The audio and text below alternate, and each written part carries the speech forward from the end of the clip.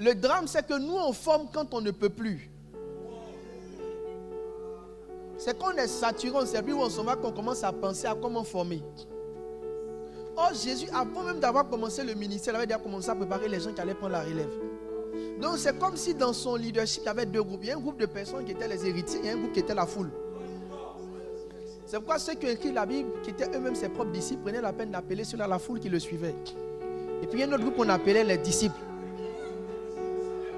Donc, c'était clair dans leur esprit que quand tu marches là, il y a un groupe qui est disciple, il y a un groupe qui est foule. Il y a des gens que tu fais, il y a des gens que tu désires faire intentionnellement. Puis il y a un groupe, bon, eux, ils bénéficient du ministère général.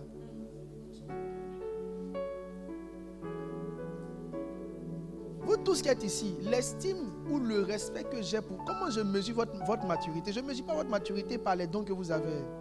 Je mesure votre maturité par la capacité à engendrer des personnes capables de nous aider encore dans le système. Donc si je dis que quelqu'un doit devenir pasteur, ce n'est pas parce que tu as des trucs machin, parce que tu as les effets spéciaux. Si quelqu'un doit devenir pasteur, je vais fouiller dans tout le système les gens qui sont nés de lui et de son influence. La plupart d'entre vous qui êtes ici, là, il y a quelqu'un qui vous a aidé, qui vous a bâti dans le secret.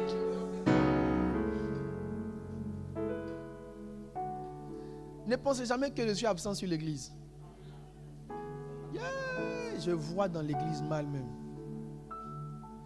Oui. Élisée dit à Géasi, mon esprit te voyait.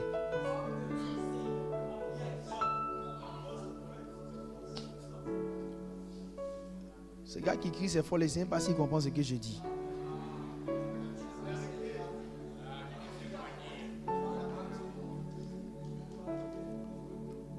Si on ne se multiplie pas, on ne va plus aimer ce qu'on fait. Parce que le fait d'être le seul à faire va t'enlever le goût de ce que tu fais. La fatigue, la routine, la multiplication, le fardeau, ces choses vont t'enlever le goût de ce que tu es en train de faire. Donc le goût de ce que tu es en train de faire est simplement rattaché au fait que c'est la juste mesure que tu arrives à porter.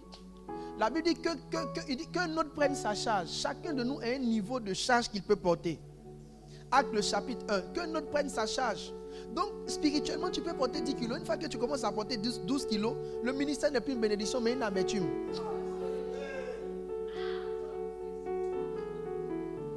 Maintenant, si tu portes 5 kilos aussi, tu es dans une forme de comment on appelle, d'autodestruction.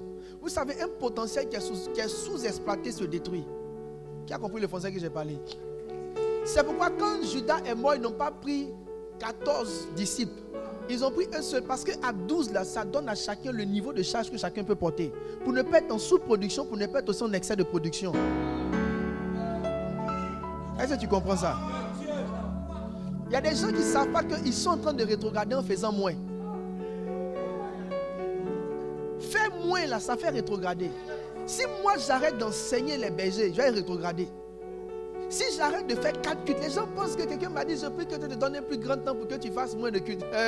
J'ai dit dans mon cœur, même si j'ai un temple de 10 000 places, je fais 4 cultes.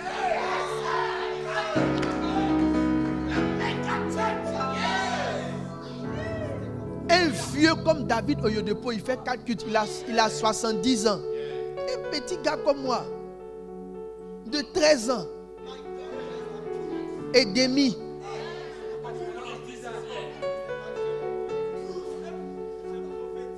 Je vais me fâcher de faire 4 cultes. Prie Dieu qui te donne du travail. Prie Dieu qui t'additionne des charges.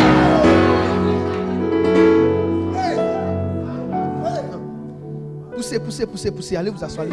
Asseyez-vous. J'ai dit, l'un des plus grands pièges démoniaques dans une église, c'est quand Satan est en train de t'aider à faire moins que tu faisais. Tu te soustrais à ton poste. Tu disparais un peu plus que d'habitude. Tu vois, moi je souris, je ne dis rien. Ce que tu fais là, nous on est passé là.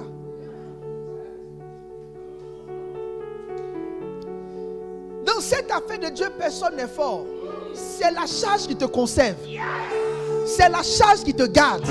C'est la charge qui te protège. Si tu arrêtes de faire ce que tu fais, le temps que tu ouvres tes yeux, tu seras en train de rétrograder. Ta vie de prière ne peut pas excéder ton niveau de charge. Tes challenges sont le moteur naturel de ta vie de prière. Ton niveau d'amour de Dieu est fonction des défis que tu as. Tu ne peux pas sentir jusqu'à quel point tu as besoin de Jésus s'il n'y a pas quelque chose qui pèse sur toi. C'est ce qui pèse sur toi qui te montre jusqu'à quel point tu as besoin de Jésus. Si tu enlèves les charges que tu as, tu ne sauras plus le besoin de Christ.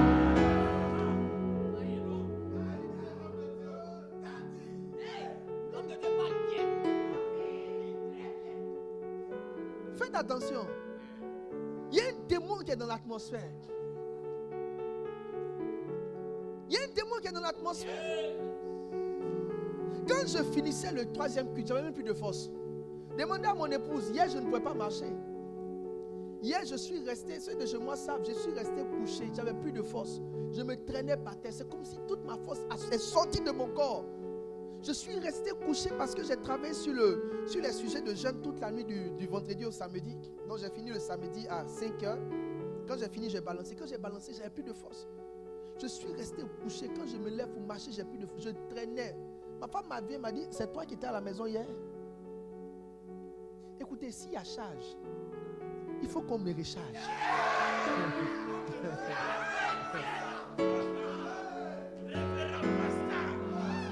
Asseyez-vous. Asseyez-vous.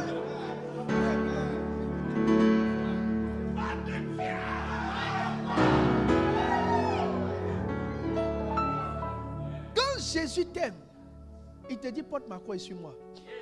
Il y a toujours quelque chose que tu portes pour le suivre. Ton équilibre dépend du fardeau qui est sur toi. L'église là, c'est un mystère. L'église, c'est un système qui est un peu bizarre. Plus le mouvement se fait, tu peux te rendre compte que le système même t'a fait t'asseoir. Mais quand le système veut te faire t'asseoir, il faut te relever. Demande des charges. Il dit qu'un autre prenne sa charge. Sa maison doit rester déserte, mais qu'un autre prenne sa charge. Il y a une charge qui est dans l'atmosphère.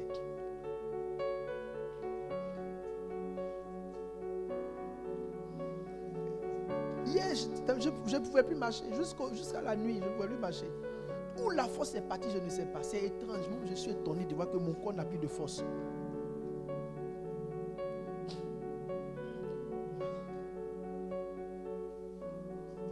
Seulement à 1h du matin, je me suis levé, je me suis assis par discipline. Pas parce que je n'ai pas de discipline. Parce que je ne peux pas me dormir et puis venir au culte. Pourquoi?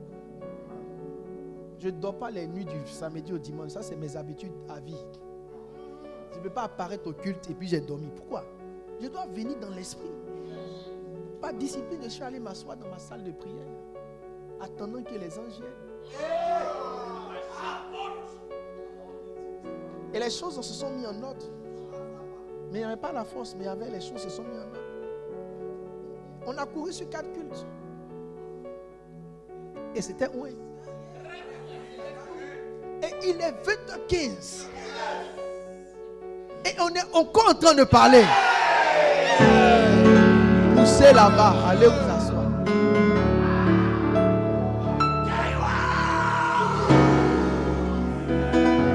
Asseyez-vous.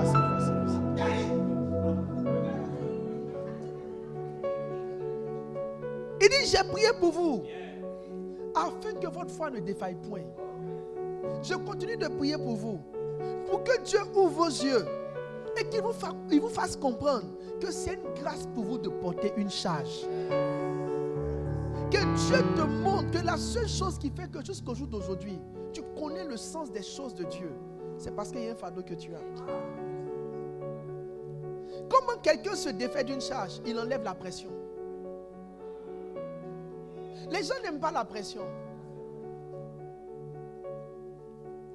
Mais c'est parce que tu as une charge que tu es sous pression.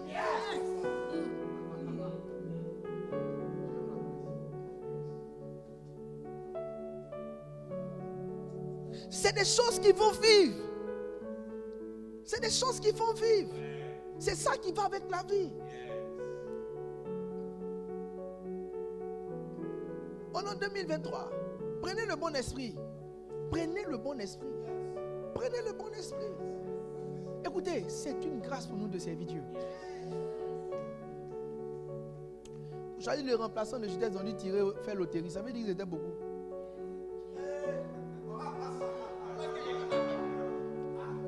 La charge, on aurait pu la donner à l'autre. Il y a toujours quelqu'un qui peut faire ce que tu es en train de faire.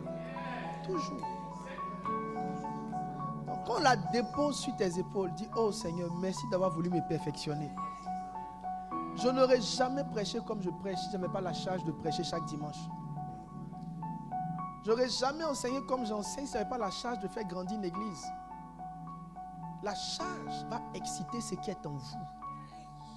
Aucun don ne se manifeste sans une charge considérable. La pression va extérioriser ce qui est intérieur. Tu ne sauras jamais ce dont tu es capable s'il n'y a pas un peu de pression sur tes épaules.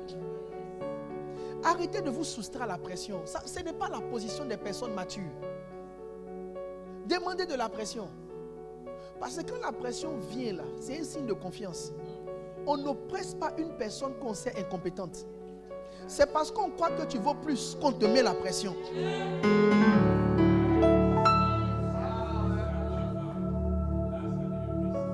La pression, c'est le moyen de pousser ton esprit à aller dans sa dimension spirituelle. Ta pression, c'est le moyen de dire à ton corps, arrête-toi là où tu es. Hier, docteur Liliane est venue au culte me voir aujourd'hui. Elle dit, papa, c'est pas toi qui m'as appelé hier, on dirait. Parce que je ne sais pas ce que j'avais. Mais écoutez, j'ai une pression, j'ai une charge. Que je comprenne oui ou non, j'ai demandé à Jésus, mais qu'est-ce qui m'arrive? Il dit, je te soutiendrai. Oui.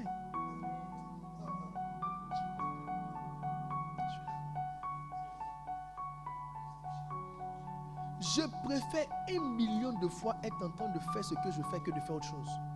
1 million de fois. J'ai tout essayé. J'ai essayé l'argent. J'ai essayé les choses qui ont du goût et de la valeur. J'ai dormi là où vous ne pensez pas qu'un homme peut dormir. Ça ne m'a jamais autant compensé que servir Dieu. Frère, j'ai tout essayé.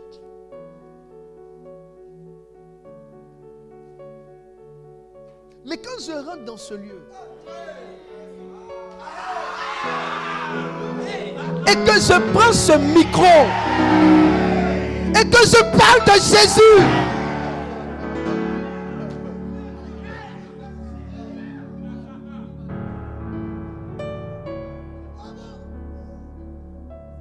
je m'ennuie quand je ne suis pas ici. Je m'ennuie quand je ne suis pas là. C'est parce que Dieu va te donner l'argent bientôt. Ça va te servir à rien.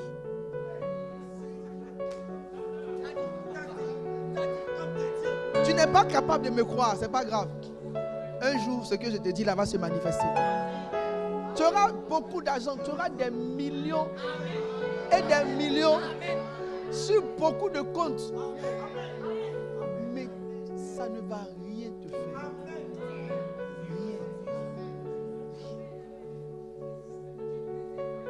Tu ne vas même pas savoir que c'est... Tu oublies. L'hypocrisie est dans ce lieu.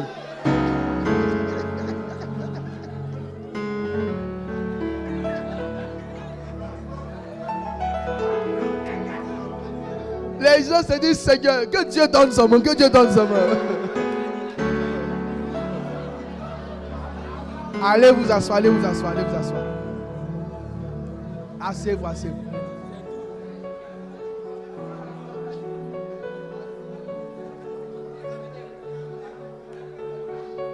J'ai dit. Non, asseyez-vous, asseyez-vous, asseyez-vous. J'ai dit, le goût qui est dans l'œuvre de Dieu. Moi, je t'ai dit, j'ai vécu ce que tu ne vis pas. Mais je m'ennuyais. Je m'ennuie, mon âme est triste. Il n'y a rien. Je ne suis pas heureux. J'ai dit à Dieu, j'ai goûté l'argent, ça ne m'a rien dit. Et quand je rentre ici, quand je parle d'église,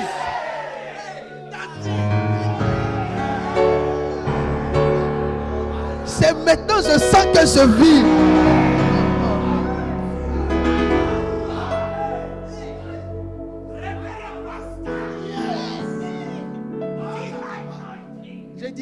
J'ai dormi dans de grands hôtels.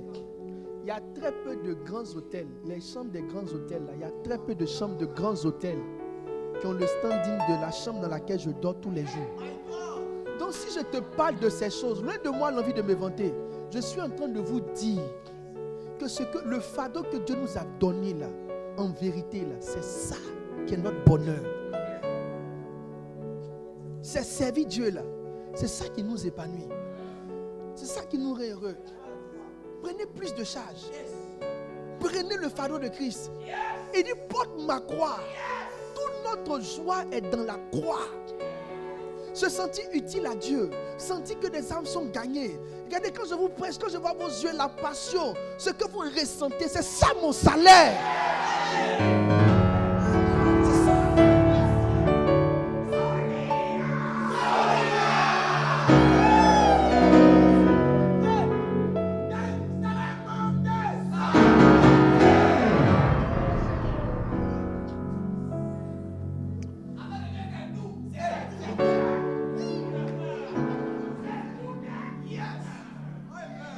Croyez-moi.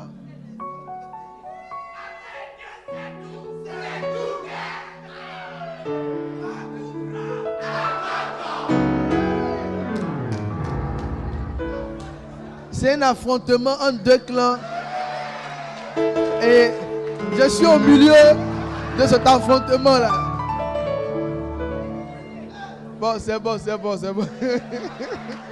sens qu'ils veulent préparer quelque chose, c'est bon.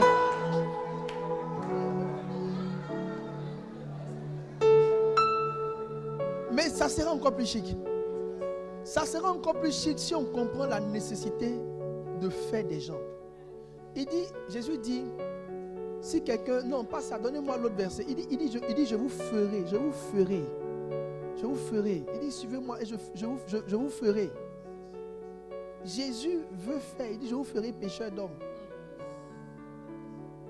Si on s'évertue à faire des gens, vous savez, l'une des choses qui est très importante que beaucoup de personnes ne savent pas, la récompense dans le royaume des cieux, c'est un peu comme le système des forever. Marketing des réseaux là. C'est le même système au ciel. C'est là-bas que ça tape au pied. Au fait, au ciel, ta couronne, ce n'est pas l'ensemble de tes efforts. C'est le complément de tout ce que tu as impacté. Donc, on prend tous leurs résultats et on met ça sur ta couronne. C'est aussi la même chose avec ton jugement. On te juge en fonction de ceux que tu n'as pas influencés, qui ne sont pas devenus ce qu'ils devaient devenir. Donc toi, tu penses actuellement là, c'est comment tu pries qui fait, comment tu pries longtemps. Ça, il ne faut pas parler de ton jugement. Le jugement est fonction de l'influence sur la vie des autres, pas l'influence sur ta vie personnelle. On estime que ce que tu fais en toi est l'aide du Saint-Esprit à l'intérieur de toi. La miséricorde de Dieu manifestée en toi. Il n'y a personne qui sera jugé pour ça. Tu es jugé sur tes œuvres. Quand la Bible parle des œuvres, là, c'est le nombre de vies que tu as influencées. L'influence des vies, là, ça commence par le fait de faire des gens comme toi. Chaque personne que tu arrives à envoyer à ton niveau, c'est un bonus, c'est un positionnement spirituel. Donc, pendant que Pasteur Daniel est en train de gagner des âmes, c'est moi. Pendant que vous travaillez sur le terrain, c'est moi. Allez relire l'ultime assaut, vous allez voir. C'est très perceptible. Vous allez voir que la plupart des jugements étaient rattachés sur les personnes qui devaient être influencées, qui n'ont pas été influencées. Ou ceux qui sont élevés sur les personnes qu'ils ont influencées. Donc, soit d'autres ont relâché des écritures, des livres qui sont en train d'influencer génération après génération, soit d'autres n'ont pas fait ce qu'ils devaient faire et ça ne bénit personne. Faites attention. Est-ce que je peux vous enseigner quelque chose? Ce que je vais dire maintenant est très fort. C'est très fort. Hein. Faites très attention. N'enseignez pas. Ou si votre enseignement n'est pas en train de faire des gens comme vous, quand bien même vous êtes un grand enseignant, vous êtes en train de perdre. Vous ne comprenez pas encore, je vais vous expliquer mieux. Faites attention. Enseignez les gens sur mariage, coup de poing. Faites attention. Hein. Quand tu enseignes ça, là, les gens aiment ça beaucoup. Mais ça, là, ça ne donne pas point.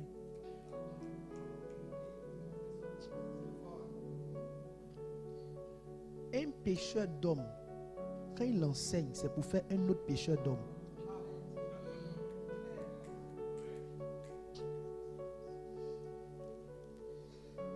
Les enseignements qui doivent faire des gens comme vous, c'est généralement des enseignements qui poussent les gens à beaucoup plus de sacrifices.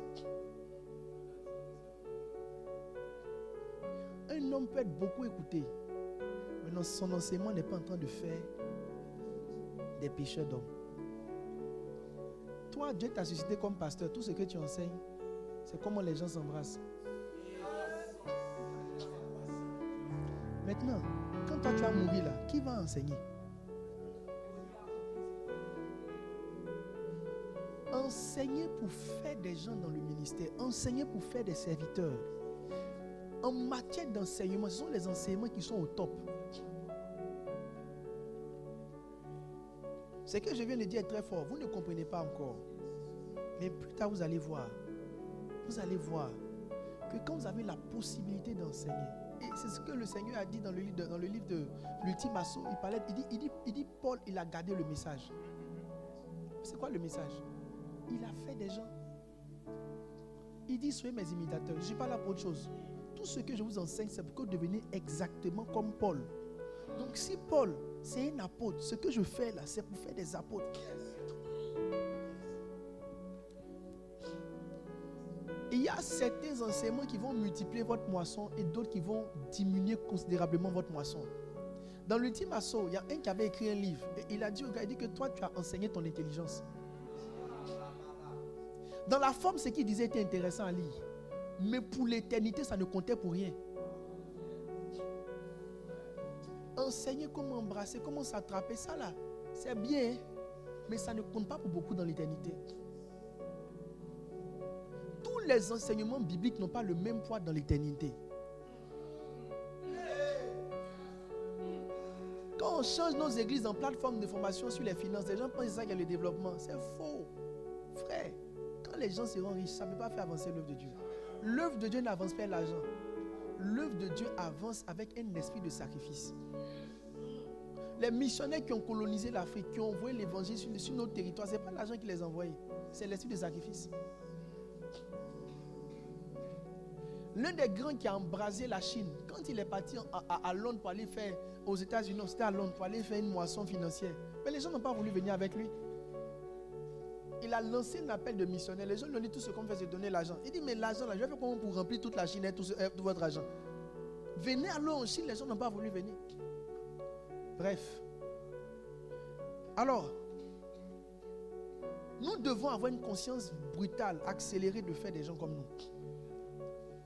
Quand tu vas sur terrain, il faut vouloir que tout le monde aille sur terrain.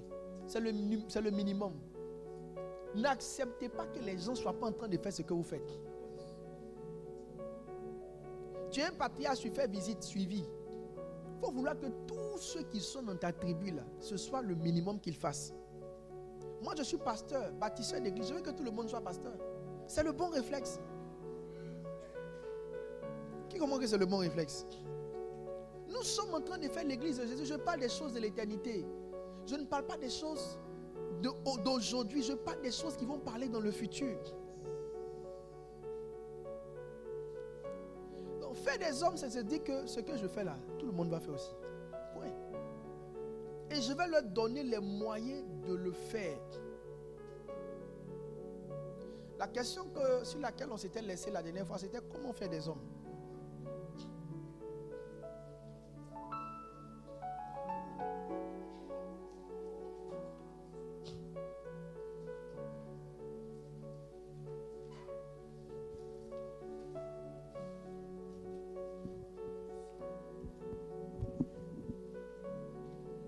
Comment faire des hommes?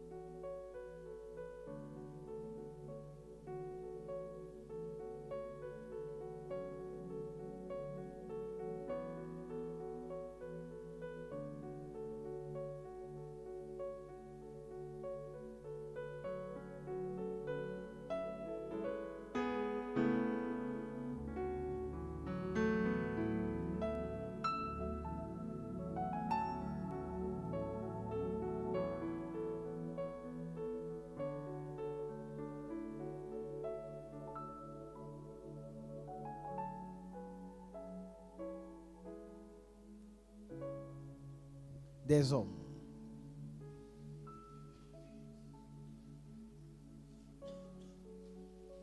Alors, je vais faire un mixage rapide.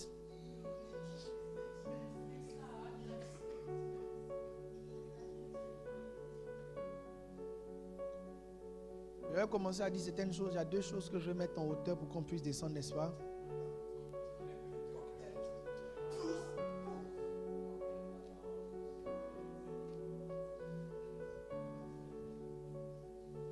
Je l'ai dit, mais on n'est pas fait attention. Non, je vais revenir là-dessus pour que ce soit plus ferme dans votre esprit.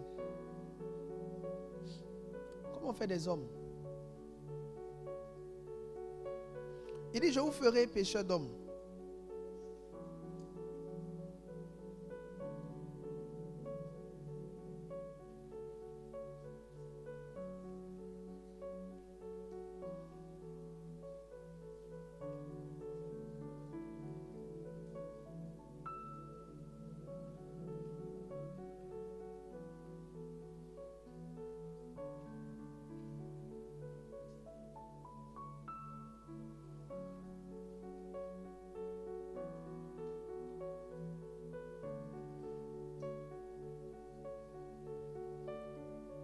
Comment on fait des hommes? Il y a une chose que j'avais dit la dernière fois que je veux rapidement relire pour vous.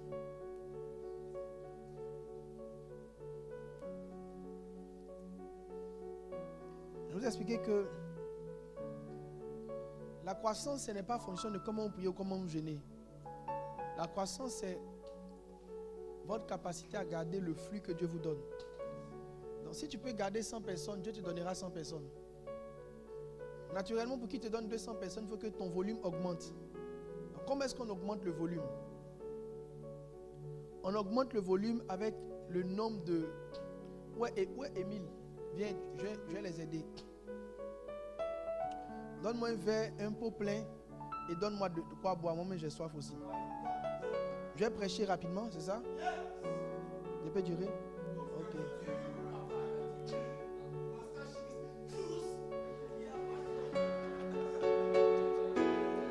Ne vous inquiétez pas pour tous ces gens-là.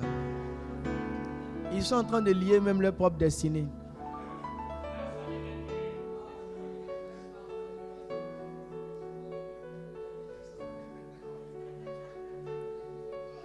Vous devez aimer servir Dieu.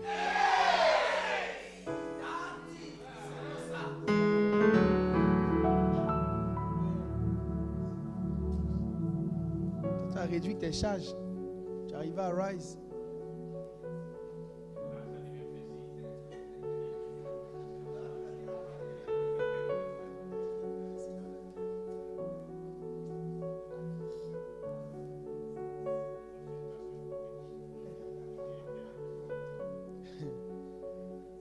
Demandez à David. On dit à l'époque où les rois étaient en guerre.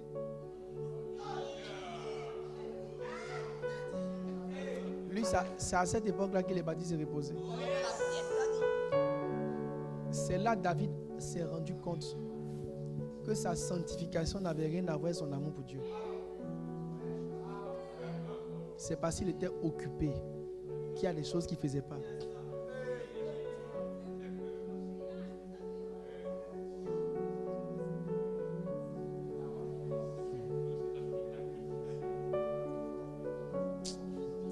tu penses que tu aimes Jésus?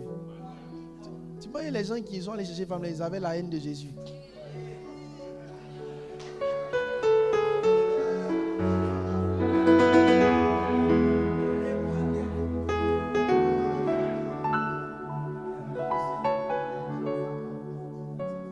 J'ai dit, la nature a horreur du vide.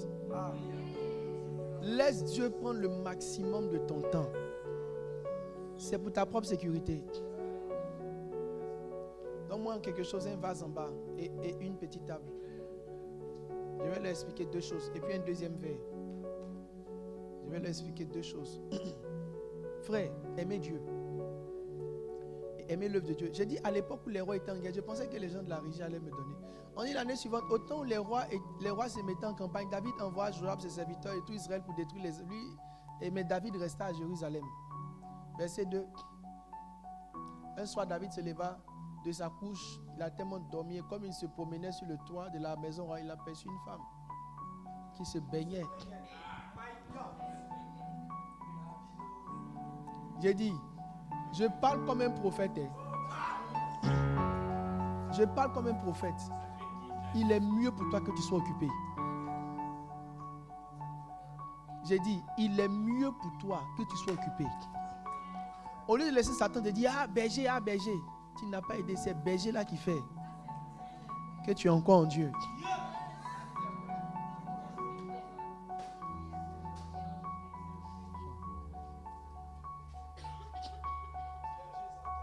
Moi, je ne sais pas pour vous, mais moi, ça me gâte. Je préfère faire ça. Même le jour où je ne serai pas là, je vais prêcher aux chaises. Dans l'espoir que Jésus me trouve vivant.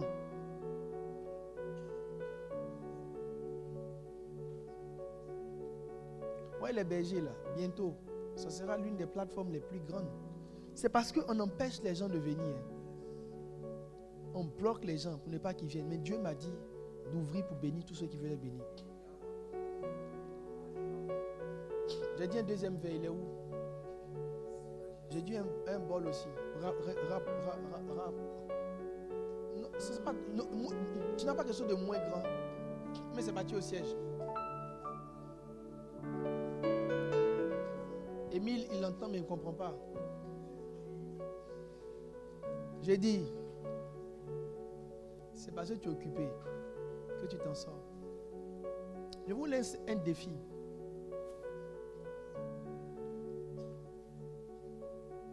Je vous lance un défi.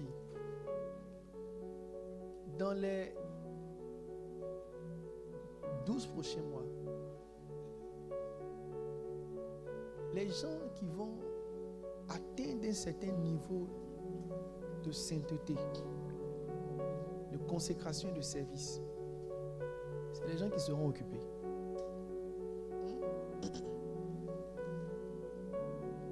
J'attends qu'ils viennent, je vais vous expliquer une phrase et puis on passe à autre chose.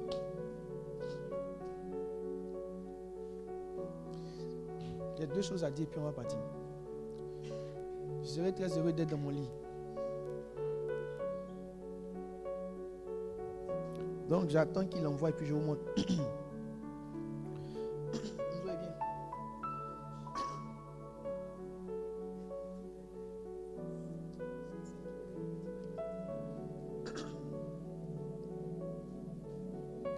En attendant, relis tes notes.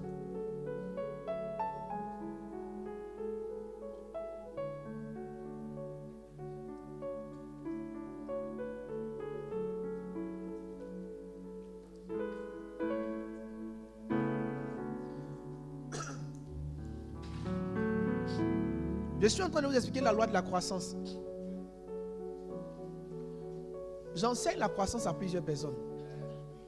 La croissance, c'est un appel que Dieu a mis dans mon âme et sur ma vie.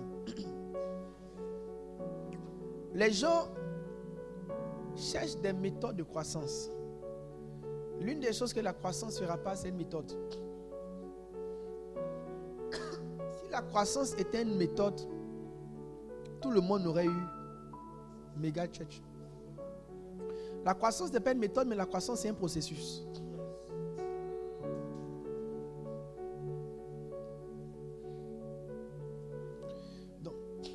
Chaque méthode s'assoit sur un processus. Ce que dit là, vous comprenez? Si vous ne comprenez pas, ce n'est pas grave.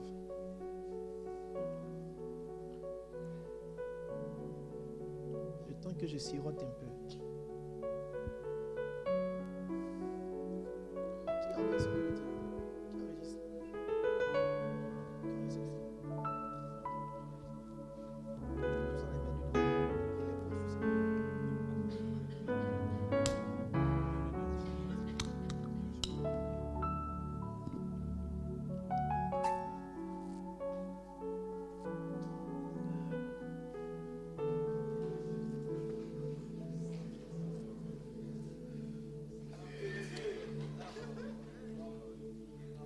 Un jour viendra, tu feras la même chose.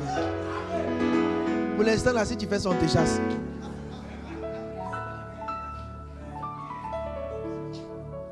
Alors, la croissance, ce n'est pas...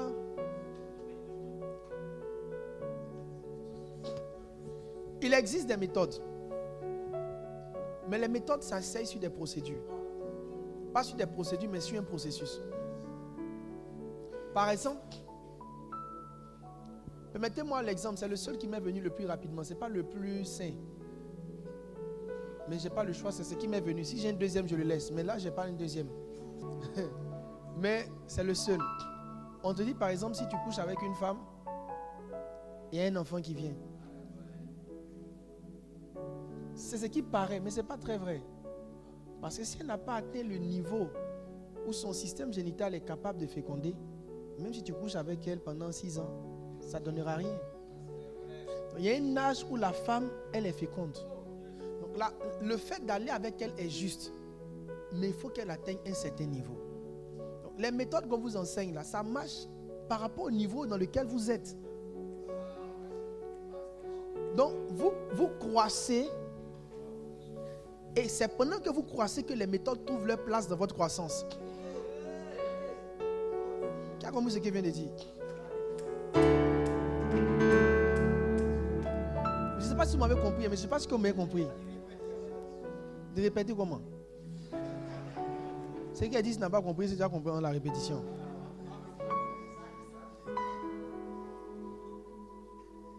Qu'est-ce que je dois dire en addition?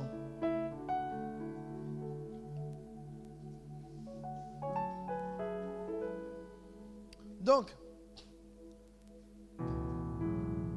tu peux lutter pour faire grandir une église, mais ça ne fonctionne pas. On a des noms ici à Évangélisation 12x12. Il y a la croisade des podiums. Tu es avec un pasteur, il a mis podium. De toute façon, personne n'est venu. Il dit, pasteur, je te dis, c'est l'amour du Seigneur qui m'a fait prêcher. Un vrai pasteur, il a mis gros podium comme ça. Il y a au moins 20 enfants devant lui. Il dit, pasteur, c'est l'amour du Seigneur qui m'a fait prêcher.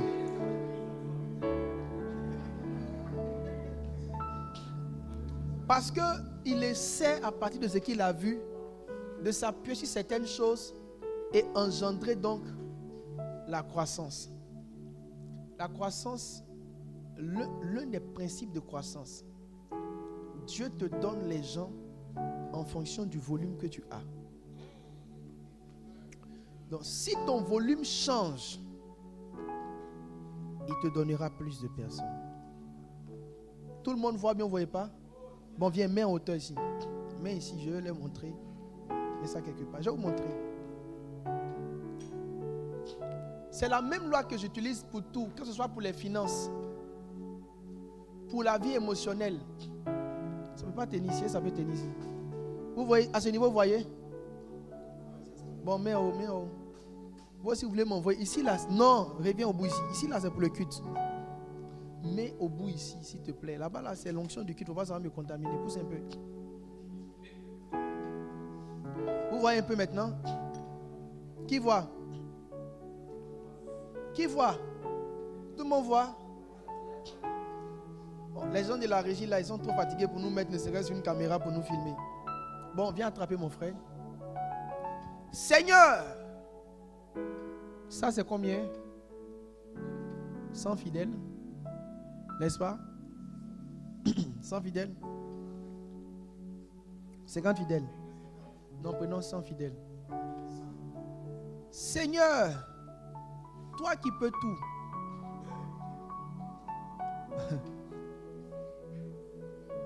Toi qui parles et les nations répondent. Donne-moi 100 fidèles.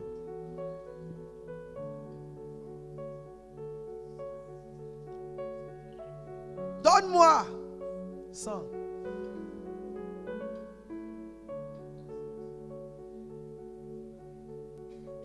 c'est quel homme? On l'appelle comment? Pasteur quoi?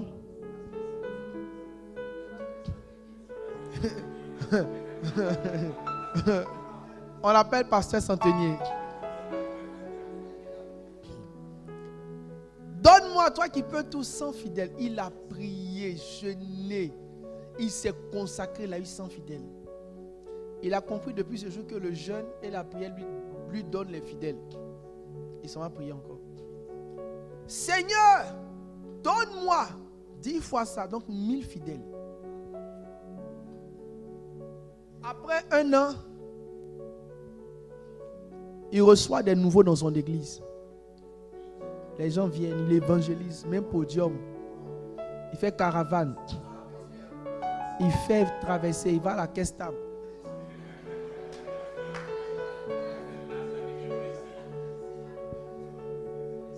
En fin d'année, il est étonné. Il a encore Dieu d'Élie, d'Abraham, d'Isaac, Jacob. Où es-tu passé? Pour l'année qui vient, donne-moi 1000 fidèles. Il demande 1000. On va prier. 1000, 1000, 1000, 1000, 1000, 1000, 1000, 1000, 1000, 1000, 1000, 1000, 1000, 1000, 1000.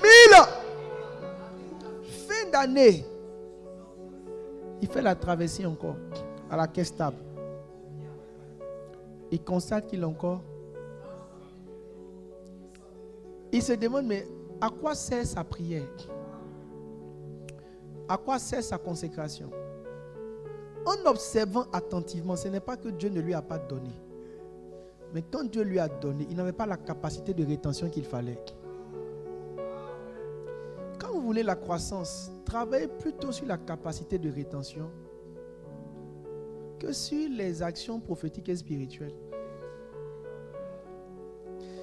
Un gars comme ça, là, il doit augmenter son volume. Comment il augmente son volume?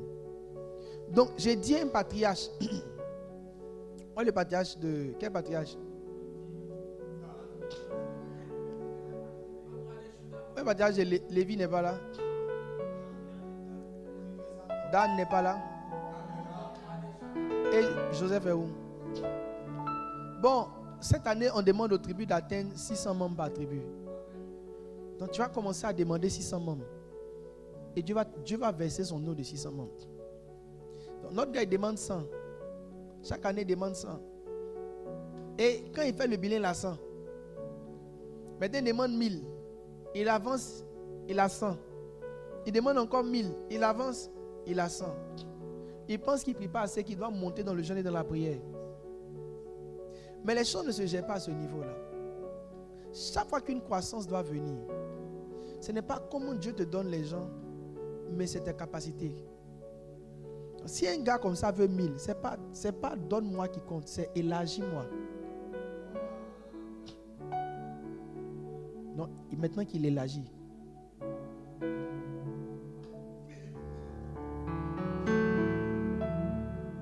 Le gars qui était à 100 va passer à 1000. Ce sont les mêmes prières. La seule chose qui a changé, c'est qu'il a changé son volume. L'un des moyens dans le spirituel de changer son volume, c'est ce que je vous explique, c'est faire des gens. Une église ne grandit plus quand il n'y a plus assez de personnes pour gérer les âmes. La Bible dit un berger gère 100 personnes. Si tu veux 1000 personnes, il te faut 10 personnes capables de gérer 100. Donc au lieu de chercher 1000, bâtis 10 capables de gérer 100. L'église là, quand ça atteint un certain nombre, tout le monde n'est pas connecté au pasteur principal. Ils sont connectés par l'esprit, mais dans la gestion quotidienne, c'est un qui gère 10, un qui gère 10. Donc le plus de personnes on a qui peuvent gérer 10, ça nous fait la croissance. Donc, si un patriarche veut une croissance explosive, le patriarche doit intentionnellement prendre un cycle de 3 mois où il se déconnecte de la croissance et il se forge sur la formation. Parce que c'est la formation qui engendre la croissance et non l'évangélisation.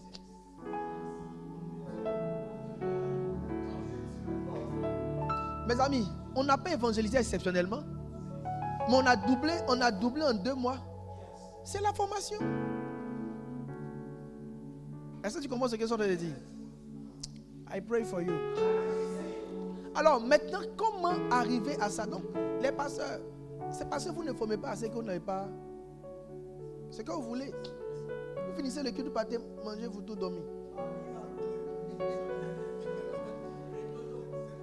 Nous, on est là, il est 21h.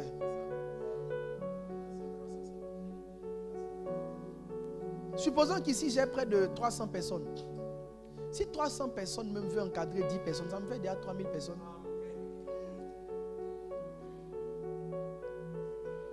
Maintenant, si vous êtes fâché que vous voulez encadrer 20 personnes, ça me fait 6000 personnes. Le truc, c'est qu'est-ce que je vais vous expliquer pour avoir une capacité individuelle de 20. Si je peux vous former au point de vous élargir à une capacité individuelle de 20, c'est fini. Depuis 6 mois, je travaille sur un projet. Il est en train de venir. Je travaille sur le projet des ministères. Les ministères, c'est des méga church dans le church.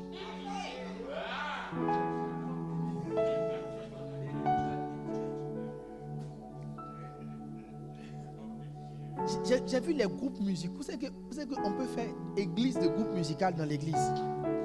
Le groupe, donc ça fait des mois, ça dit près de 1 an. D'abord, j'ai pris 6 mois pour réfléchir. J'ai pris 6 autres mois pour commencer à avoir les premiers brins de réponse. Et je me suis rendu compte qu'au fait, il y a une autre intelligence. Et il faut faire l'église dans l'église.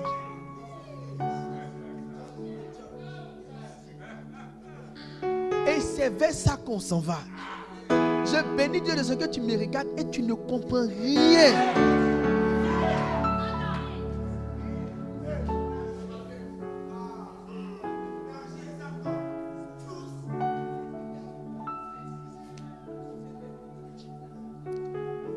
Mais on va le déployer étape après étape. Vous allez voir qu'au bout d'un certain temps, ça va donner une clé dans votre esprit. Ce qu'on est en train de déployer là, ça va nous faire atteindre les 10 000 sans effort. Peut-être qu'on va stagner un peu le temps qu'on maîtrise vraiment le système. Mais quand ça sera bien ficelé. Avant c'était 12, maintenant on est passé au stade de 12 ministères. Quand on va déployer les ministères bien ficelés, travailler, faire sortir les trucs, vous allez voir. D'ici quelques temps, quand tu ouvres tes yeux, on atteint 10 000. Et 10 000 là, ce n'est pas qu'on a forcé. On est 10 000, qu'on va atteindre 10 000 là, tout est calme. Notre barbe n'a même pas poussé. On n'est pas fatigué. C'est comme si maintenant le ministère commence. Il y a une chose que j'ai envie de vous dire. Mais je ne sais pas si vous allez comprendre. Mais je dis quand même.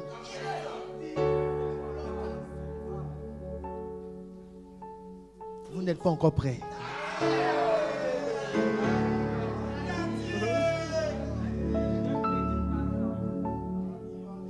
Alors on continue. Comment? Numéro 1. Je vais parler. Non, numéro 1 d'abord. Pour faire des gens numéro 1. J'avais parlé d'un truc, mais ça c'est numéro 2. Ce que vous dites, c'est le vrai numéro 1. En fait, j'avais survolé, mais on n'est pas fait attention. Trouver quelqu'un sur son bateau, un adulte qui est en train de pêcher, tu lui dis, sors du bateau. Il faut avoir un certain caractère pour pouvoir parler à un papa comme Pierre, qui était marié, et le contraindre à laisser son bateau et à se balader dans le désert, toi, sans savoir même ce que sa femme mange, encore moins ce que ses enfants mangent.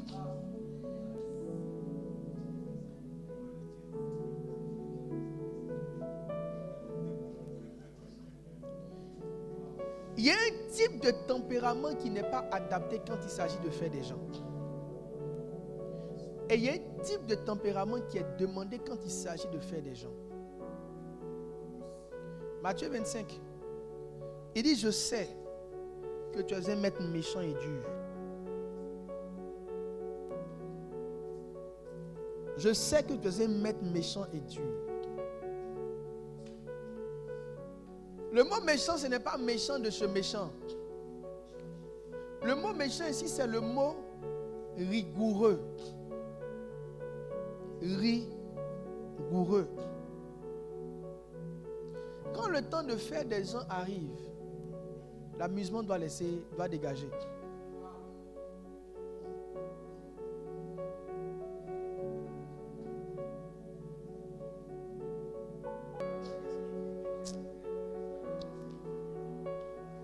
C'est pas de la plaisanterie.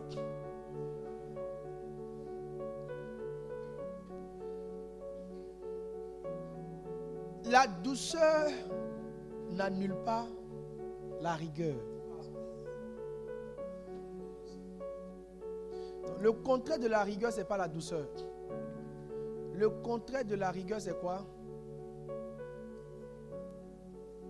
Donnez-moi le thème. Hein?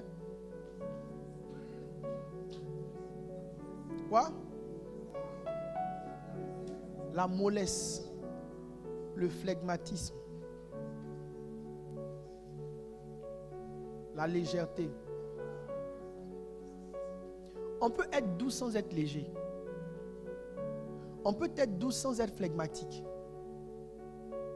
La douceur, c'est de dire aux gens ce que tu penses sans crier. Mais ils savent que ce que tu penses, c'est ce que tu penses et que tu ne changeras pas ce que tu penses pour eux. Dans la douceur, tu peux faire appliquer toutes tes sanctions. Bonjour, tu arrives en retard. Comme il est dit qu'il ne faut pas venir à cette heure. S'il te plaît, est-ce que tu peux sortir, s'il te plaît? S'il te plaît, tu peux sortir. Doucement. Mais tu sors. L'une des choses qui nous a mis en retard, c'est le flegmatisme, la mollesse, la légèreté, le laxisme. La Bible dit, la mouche morte fait fermenter l'huile. Dans une équipe, il y a 2 formateurs. Il y a un bon modèle, il y a un mauvais modèle. Quand vous laissez quelques personnes faire ce qu'ils veulent, c'est difficile pour vous de vous appuyer sur ce modèle de formation-là pour bâtir les autres. Ecclésiaste dit, version semeur, il dit quand une faute n'est pas vite réprimée, les gens sont poussés à faire beaucoup plus de mal. Qui comprend ça? Si tu as décidé de faire une réunion de tribu avec tes assistants chaque dimanche à 15h, s'ils ne sont pas là, il faut les chasser. Je n'ai pas dit de faire palabre. Pour dire, je vous chasse. Il faut l'appeler pour dire vraiment, je trouve que tu n'es pas très disponible. J'aurais bien aimé faire cette aventure avec toi, mais vu ton indisponibilité, ce n'est pas bien grave. On verra prochainement. Que Dieu te bénisse.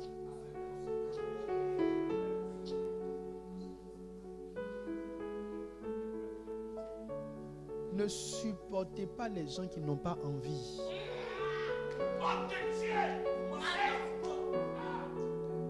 Ne supportez pas les gens qui n'ont pas envie. Ils vont vous enlever le goût que vous avez même de ce que vous faites. Toi, tu as envie de faire ta chose avec un esprit d'enfant. Tu veux faire vivre ton rêve. Lui n'a pas envie. Il pèse sur toi, on dirait un fardeau. Vous devez avoir assez d'honnêteté pour parler franchement aux gens. Et pour leur ouvrir une grande porte sans être méchant. Et leur dire, je ne te trouve pas disponible. Je pense que tu voudrais faire autre chose. Boris, va marcher.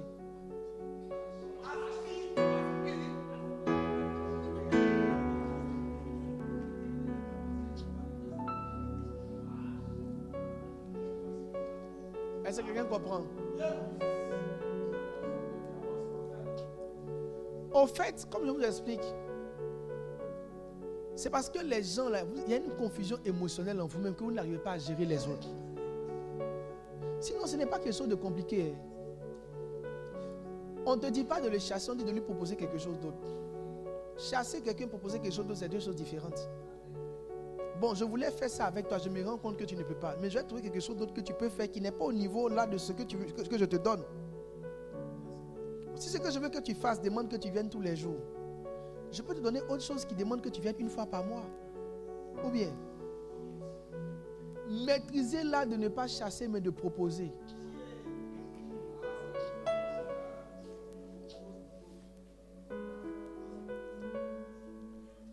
Offrez aux gens des portes de sortie.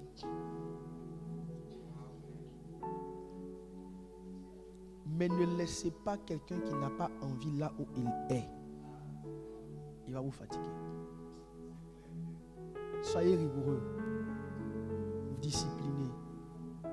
Ce que vous dites que cela soit. Il n'y a pas un formateur qui est amuseur. Même quand on rit, vous savez que le gars là, quelqu'un vient me dire à l'église, moi aussi sévère. Là, je n'ai jamais crié sur la personne. Est-ce que je suis sévère?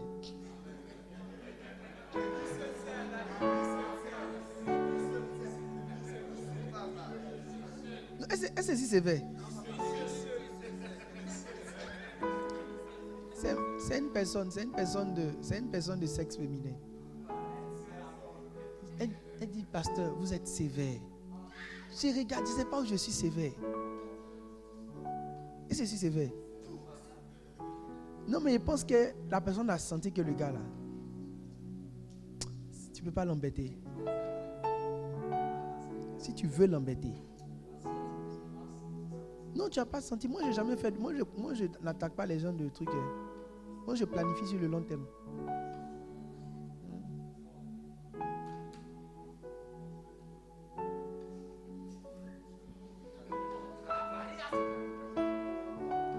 Comment faire les disciples? Numéro 1, maîtriser les cycles des brebis.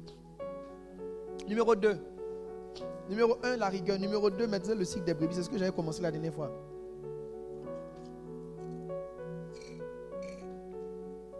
Allez, je cours sur ça et puis on avance. Il faut que je fasse pendant qu'il fait jour les œuvres de celui qui m'a appelé. La nuit vient, plus personne ne pourra rien faire. On fait quelqu'un en fonction de son cycle. Est-ce que tu comprends? Donc quand vous envoyez en fonction de son cycle de croissance, quand vous envoyez quelqu'un, un enfant à la maternelle, c'est par rapport à son niveau de maternelle qu'on le gère. Est-ce que vous comprenez ce que je suis en train de dire? Donc il faut que je fasse tandis qu'il joue les œuvres de celui qui m'a envoyé. La nuit vient, plus personne ne peut travailler. Dans la formation des âmes, il y a une étape qu'on appelle le jour. L'étape qu'on appelle le jour a des caractéristiques. Il y a un temps de zèle que chaque enfant de Dieu a. Tout nouveau converti a un temps de zèle. Aussi n'est pas nouveau converti, il rentre dans une église nouvellement. Il y a un temps où le pasteur est son meilleur pasteur. L'église est sa meilleure église. Il a les frères en Christ les plus merveilleux de la terre. Il a trouvé sa famille. Il est rempli d'éloges. Tout ce qu'il dit est positif. Il n'est absent, il n'est jamais absent. Il est là le dimanche, il est là en semaine. Il fait toutes les réunions, il fait les veillées. Il ne se plaint de rien, il est disponible. C'est qu'il fait jour. Il vient à peine d'arriver et on voit en lui un zèle naturel. Lorsqu'on voit ces choses, Jésus dit, il faut que je fasse. Il y a des choses à faire quand les gens sont naturellement volontaires. Guy vient.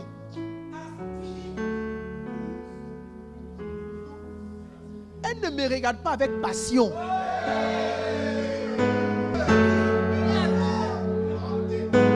Allez vous asseoir. Elle ne me regarde pas avec passion. Mets-toi ici. Regarde-moi. Regarde-moi prêcher avec passion. Sois passionné. Elle me regarde comme quelqu'un qui dort mais qui garde ses yeux ouverts.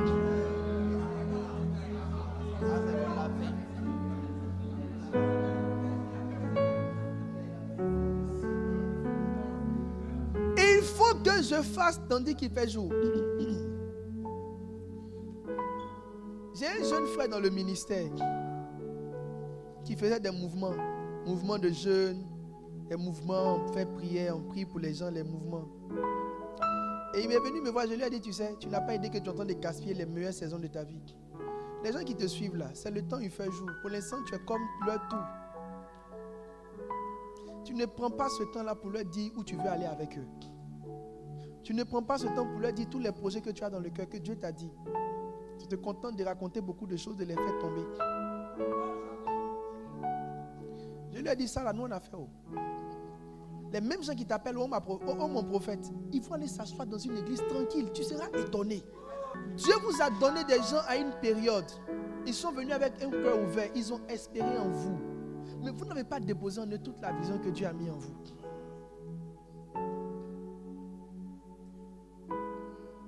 La Bible dit ne se fiez pas en l'homme. Ne se fiez pas en l'homme. Que je continue. Et il faut que je fasse tandis qu'il fait jour les œuvres de mon Père. Donc il y a un temps où les gens sont très ouverts, disponibles pour nous, disponibles pour l'église, pour la vision. C'est pendant ce temps-là qu'il faut les faire. Il faut savoir ce que tu mets en eux à cette période précise.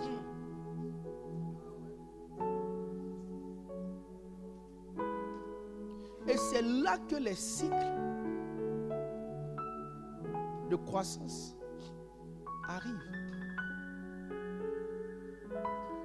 La première chose que Jésus fait, lorsqu'il veut bâtir quelqu'un que la personne est dans son jour, il lui dit toujours, suis-moi. Le suis-moi, est-ce que quelqu'un est encore dans cette salle? Vous tous qui ne me regardez pas avec passion,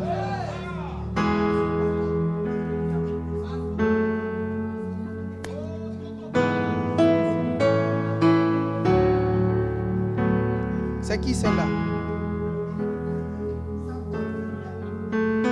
C'est qui? Hein? Mais elle ne me regarde pas avec passion. Qui l'a envoyé?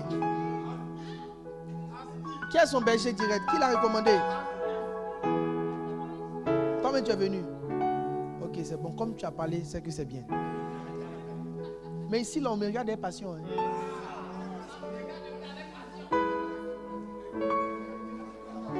Quand tu viens ici, le barrage que tu as soulevé, il faut porter.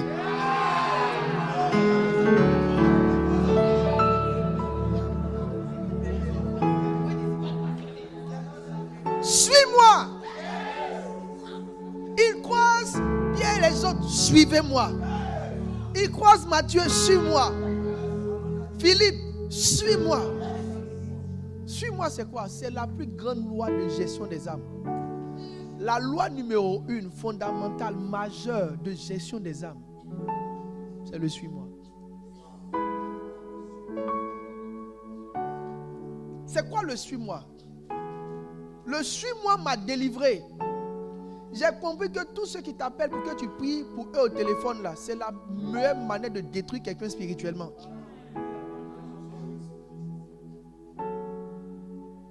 Quelqu'un dit que tu es son pasteur et il ne vient pas s'asseoir pour t'écouter prêcher.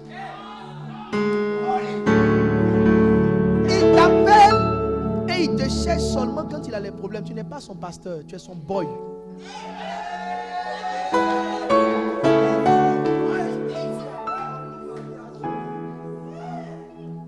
Il dit, si vous avez honte de moi, j'aurai honte de vous. Quand quelqu'un n'a pas honte de toi, là, il vient s'asseoir dans ton église. Je n'ai aucun respect pour ceux qui ne prient pas ici. Je ne les méprise pas. Je ne leur manque pas de respect. Mais en ordre de considération, tous ceux qui sont devant moi sont infiniment plus importants. Ne pensez pas que moi je vais faire réception des gens à domicile. Jamais. Aline est là. Pasteur Aline, elle me connaît mon emploi du temps. Je ne suis pas chez les gens. Les gens qui ne sont pas de l'église n'ont pas accès aussi à moi.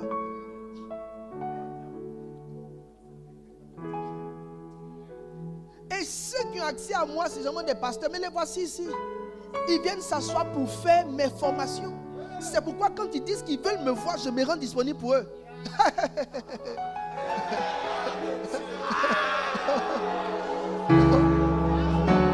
Il y a des gens qui ne savent pas que je réponds à leur texto parce que je les vois. Le jour où je ne vais plus te voir, faut m'écrire, tu vas voir. Oh. Le jour où je ne vais plus te voir, faut m'écrire, tu vas voir. Oh. Mes amis, je ne plaisante pas avec. Si je te vois, je prends soin de toi.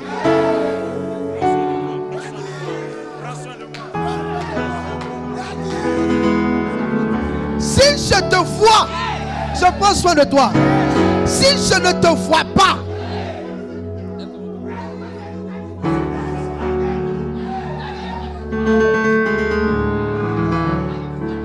donne-moi ma note, petit, donne-moi ma note. Poussez. Poussez là-bas. Allez, asseyez-vous ici. Trop d'onction dans votre corps. De toi et de moi, qui a besoin de qui?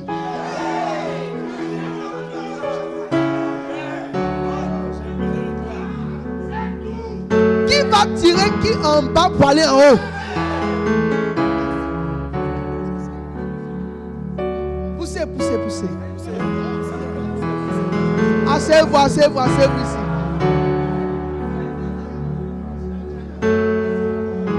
Au milieu, asseyez-vous au milieu, asseyez-vous. Je ne vois pas les gens derrière.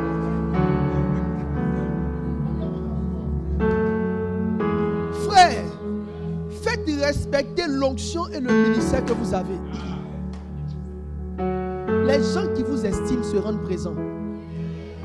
La plus grande monnaie de considération, c'est la présence. C'est pourquoi Jésus, quand il rencontre quelqu'un, dit: suis-moi d'abord. Si tu peux me suivre, le reste on va faire. Mais pour l'instant, si tu ne me suis pas, il ne fait rien toi. Le minimum entre toi et moi, c'est pourquoi vous tous ici, vous êtes précieux pour moi. Vous êtes très précieux pour moi. Je considère énormément ce que vous êtes pour moi. Je peux vous appeler à n'importe quelle heure et vous serez là. C'est pourquoi quand vous aurez besoin de moi, je serai là aussi.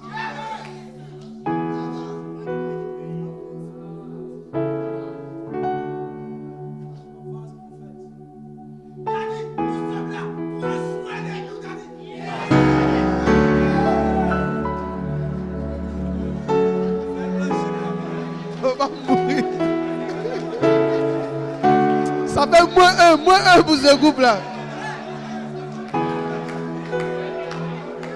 Maintenant, écoutez. Ce que je vous dis, ça ne fait pas partie réellement. Écoutez, ce que je vous dis, c'est une lucane pastorale. Certains parmi vous vont devenir des pasteurs.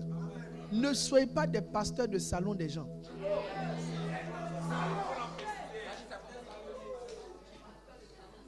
Ça déshonore votre ministère. Ne vous sentez pas honoré que les gens vous appellent juste pour des prières et vous débitez des prophéties. Tu n'as pas encore compris que c'est la meilleure manière de te dévaloriser.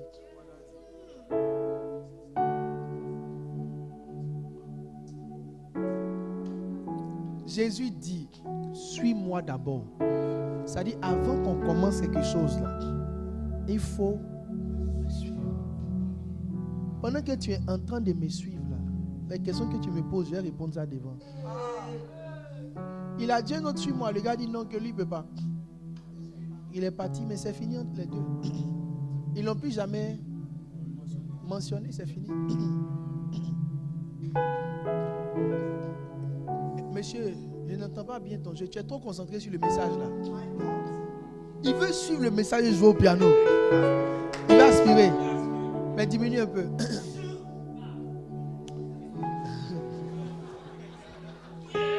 Ce gars-là, il n'y a pas quelqu'un qui veut l'adopter ou bien le prendre pour partir. Je continue. Écoutez-moi. En tant que berger, l'une des valeurs inestimables que vous devez repérer sur les gens, c'est leur présence. Si vous ne voyez pas en eux la présence, alors la valeur que vous devez engendrer avant toute autre valeur, c'est la présence. N'essayez pas d'être interprète des songes. Chaque fois que tu as l'opportunité d'avoir un entretien avec quelqu'un, la question que tu te poses, c'est qu'est-ce que je lui dis aujourd'hui pour améliorer son degré de présence. Il ne faut pas divaguer. Il faut revenir à quelque chose d'assez sérieux. Souvent, vous pensez que les gens savent les choses. Ils ne savent pas, ils procèdent par émotion. Non, ils sont présents par émotion. Ils n'ont pas... Ce n'est pas une motivation intérieure. Ces genres de personnes-là, le jour vont se perdre, vous serez étonnés. Mais c'est pourquoi ils sont motivés à une période et puis après tu ne les vois plus. Ou bien, parce que tu as pensé qu'ils étaient présents parce qu'ils savaient pourquoi ils étaient présents. Mais ils étaient présents sans savoir réellement pourquoi ils sont présents.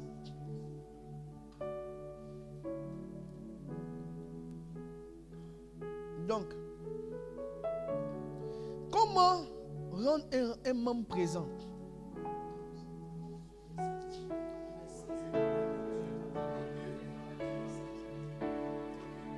Comment rendre un membre présent? Alors là maintenant,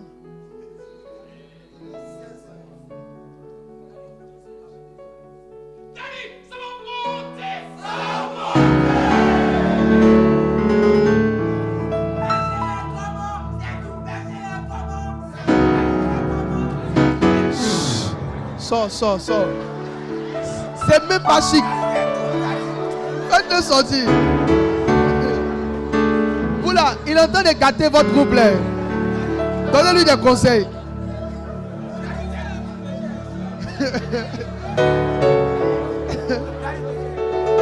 C'est pas quand même honte de les gars.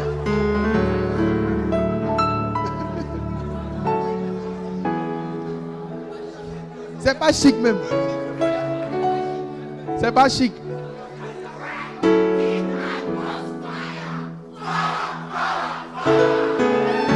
Non, pardon. Ensuite, il a respiré. Il allait... Pardon.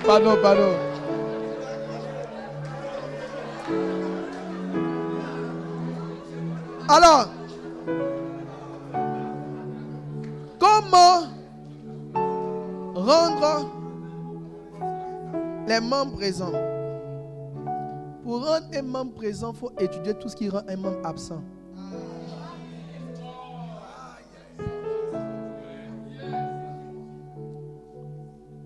Frère, un berger doit faire confiance à l'enseignement. Il faut enseigner. Tout ce que Jésus te demande là, c'est d'enseigner. L'enseignement va servir aux gens quand le moment viendra.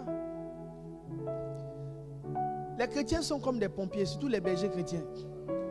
Ils veulent simplement intervenir quand le feu apparaît. Mais ce n'est pas notre rôle. Notre rôle là, c'est d'intervenir pour qu'il n'y ait pas de feu. Il y a beaucoup de choses sur lesquelles on travaille parce qu'on n'a pas eu l'occasion de semer avant que ce genre de circonstances n'arrive.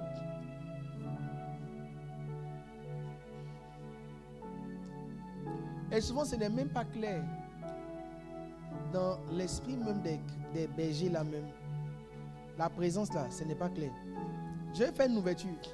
Un berger qui est absent est destructeur.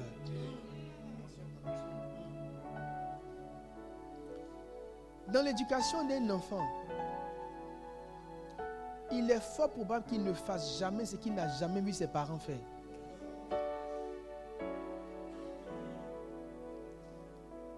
Les gens cherchent tellement d'arguments pour mal faire qu'il suffit qu'une figure d'autorité leur donne l'opportunité. Et ils s'appuient là-dessus pour faire.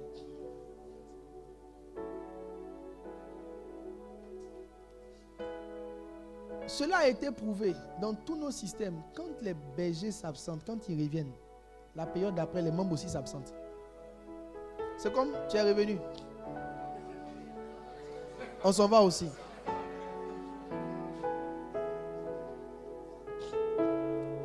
Pasteur Daniel dit ça fait 2 ans qu'il n'a pas tiré un seul dimanche.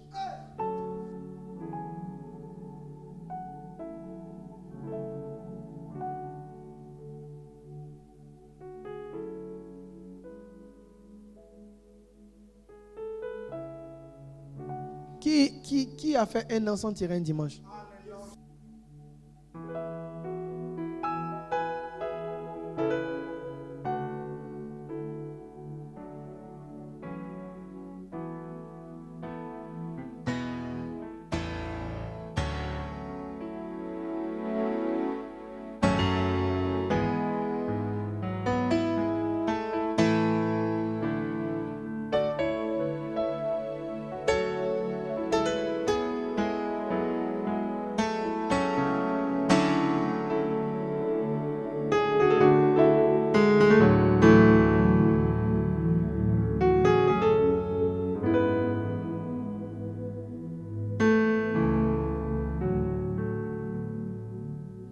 Qui a fait un an sans absence?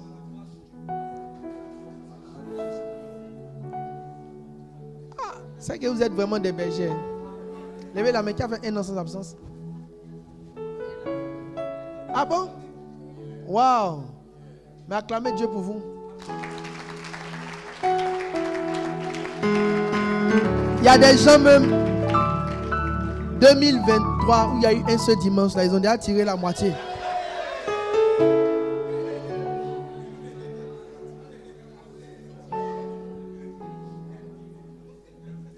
Élevez votre niveau d'engagement à 0% d'absence.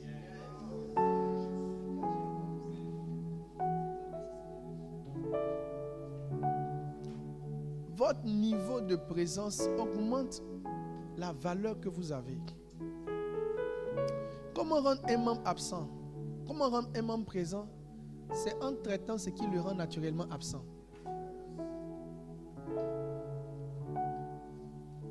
Alors, quels sont les éléments sur lesquels Satan travaille généralement pour engendrer l'absence? Dites-vous qu'il y a une attaque démoniaque qu'on appelle absence.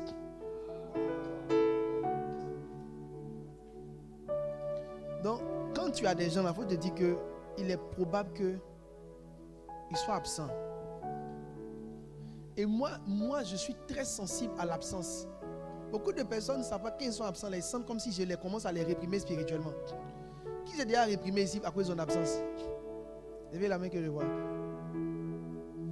Quand il dit réprimer, ce n'est pas que tu as fait des palabres, mais tu as senti que je t'ai dit, toi, je ne te vois pas, tu es passé où? Qui a déjà senti ça? C'est un réflexe naturel de berger. Beaucoup de personnes pensent que parce que tu es jolie. Un bon berger sait qu'un seul jour d'absence est très dangereux pour une brebis.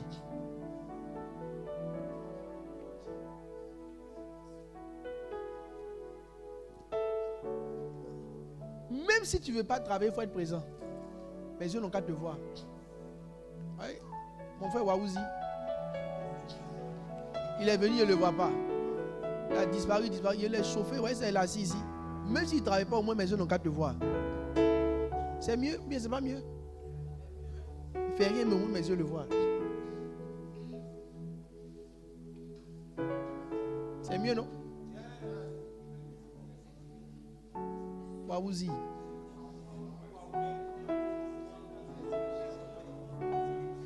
Mais ceux-là, c'est les descendants de Waouzi. C'est pas Waouzi qui a envoyé parler en langue. Toi, tu es un fils de Waouzi. C'est lui qui parle en langue ici. Tu dois aller semer dans sa vie. C'est lui qui a commencé ces trucs, Shabadou, Shabadou. C'est lui qui a commencé ça ici. Wow. C'est Waouzi, c'est l'ancêtre. Vous devez aller semer, vous devez aller le réactiver. Laisse-le, oh, tu vas où là? Tu es trop bandit.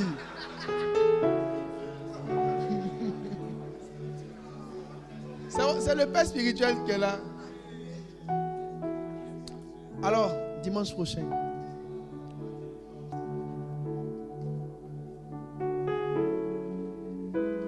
Bon, Obed dit qu'il a une question, écoutez.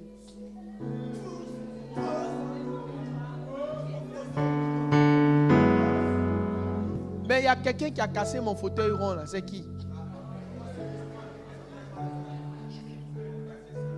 Ouais, Dani. Daniel est où? Si elle vient, qu'elle se signale. Ouais. Obed pose sa question, on va répondre rapidement. Bon, merci papa. Tout à l'heure, pendant votre intervention, je pense que j'ai bien compris. Le berger doit chercher à faire des personnes comme lui. Bon, quand on faisait le berger de consensus, il y a un point que vous avez relevé. Écoutez les amis. Il y a un point que vous avez relevé et puis que vous avez renvoyé à ce cours. Lorsqu'on voyait l'amour en largeur. Ta chaise là, les gens ont cassé. Donc la personne est ici. Ça doit être les gens de la com là. C'est eux qui ont cassé ça. C'était dans leur bureau. Ok. Écoutons Obed. Donc, pendant qu'on étudiait le berger de consensus, au niveau de l'amour en largeur, on a relevé un problème que le berger avait, c'était de chercher à faire des gens exactement comme lui, plutôt que de révéler ce que ses membres devaient être. Donc, devant ces 2 points, en fait, ma question c'est quelle est la démarcation? Ou bien quel est l'esprit pour mieux comprendre quand est-ce que... Bon, comment faire la différence? Bon, c'est pas très compliqué. Les deux vérités sont justes au fait. L'apôtre Paul dit, imitez-moi comme j'imite Christ. C'est vrai qu'on veut révéler ce qui est en toi, mais ce qui est en toi ne peut pas être différent de ce qui est en Christ. Donc si Christ a mis des choses en toi, quand ça va se révéler là, ça va ressembler faussement à Christ. Donc naturellement, moi je suis prédicateur, je suis enseignant. Si je suis quelqu'un, je devrais faire entrer dans le cœur de cette personne l'amour de ces choses. Donc, en fondement central, au moins l'amour de la parole, l'amour du service de Dieu. Donc, même si ça ne prend pas forcément le sens de peut-être de prêcher ou je ne sais pas quoi, au moins il faut aimer servir Dieu. Donc, toi, ton don là, utilise ça pour servir Dieu, comme moi j'utilise aussi mon don pour servir Dieu. Je ne sais pas si tu vois un peu. Donc, en principe, c'est la même chose. Donc, faire les gens, c'est pas faire des zombies. Mais c'est leur partager les valeurs profondes de l'évangile. Vous comprenez ce que je suis en train de dire? Servir Dieu, aimer Dieu, le cœur du sacrifice. C'est quelque chose qui est universel. Maintenant, dans ta spécificité, là, il faut prendre ces valeurs universelles là pour travailler. Ok? Thank you. C'est bon? Quelqu'un veut poser une question? C'est bon pour tout le monde?